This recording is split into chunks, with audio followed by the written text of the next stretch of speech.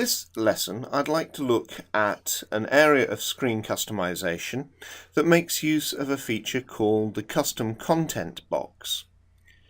We've looked so far in the different lessons at the way in which screens can be customized.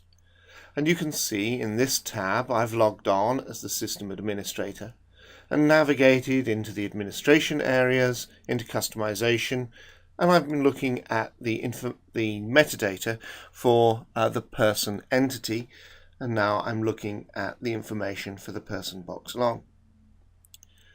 We've looked in previous lessons at field level customization, and we have looked at the scripting associated with any of the fields within a screen.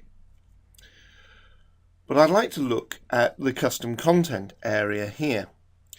At its very simplest, it allows us to add in any HTML that we want to into the screen. And so here I've just put in some additional text.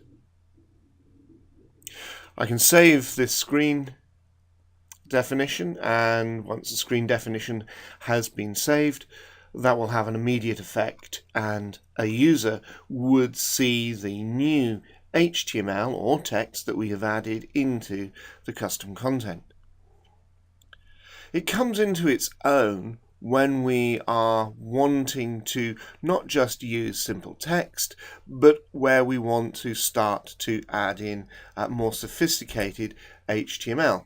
But probably its most useful benefit to us is to allow us to not put in this type of HTML change, but to use it for JavaScript storage. So we can actually use it for calling script inside here that allows us to change any aspect of the fields and data displayed within inside the screen. Here I can pick up this, and you'll notice that this particular script is containing a function, and this function can be used by the onChange field level scripts.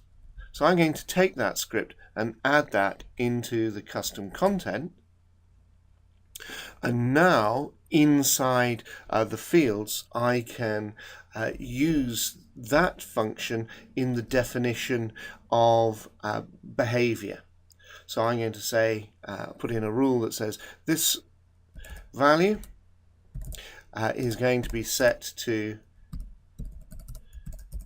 check case this value.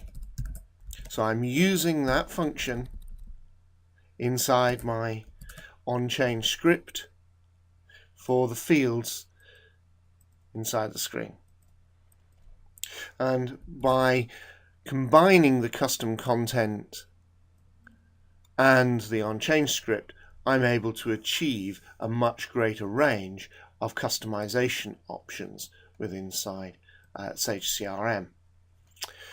So I refresh my screen, I'm going to click on change, and we can see the rule in operation. If I now type in the name of the person in uppercase and tab off the field, we can see the rule has corrected the data, bringing the data back into tolerance within the system.